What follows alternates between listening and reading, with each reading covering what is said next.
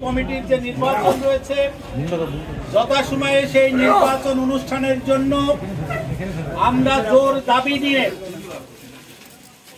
Alumni অ্যাসোসিয়েশনের ad hoc কমিটির মাননীয় আহ্বায়ক এবং বিশ্ববিদ্যালয়ের উপাচার্য জনাব অধ্যাপক ফরিদউদ্দিন খান তার কাছে স্মারকলিপি দিয়েছি।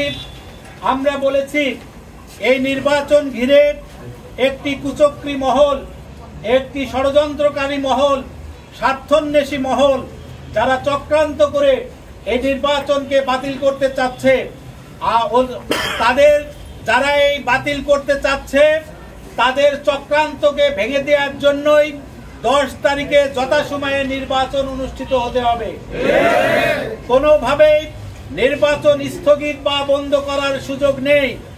আমরা বলেছি সারা দেশ থেকে এই ভোটে উৎসব মুখর পরিবেশে ভোটদানের জন্য সারা দেশ থেকে যারা জীবন সদস্য রয়েছে তারা অংশগ্রহণ করার জন্য মানসিকভাবে এবং বিভিন্নভাবে তারা প্রস্তুতি গ্রহণ করেছে। অতএব নির্বাচন বন্ধ করা যাবে না, কোনোভাবেই নির্বাচনকে স্থগিত করা যাবে না। আহ্বায়ক মহোদয় তিনি আমাদেরকে আশ্বাস দিয়েছেন যে তারাও এই নির্বাচন অনুষ্ঠানের ব্যাপারে একমত আছেন এবং সক্রিয় আছেন। আগামীকাল কমিটির মিটিং হবে, সেই মিটিংয়ে তারা নির্বাচন অনুষ্ঠানের ব্যাপারেই সিদ্ধান্ত গ্রহণ করবেন বলে তিনি মতামত ব্যক্ত করেছেন।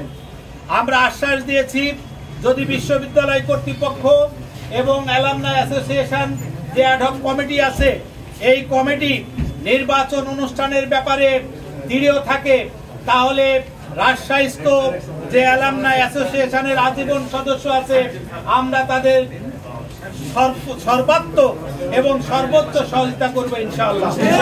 আশা করি 10 তারিখেই অ্যালামনাই অ্যাসোসিয়েশনের নির্বাচন অনুষ্ঠিত হবে।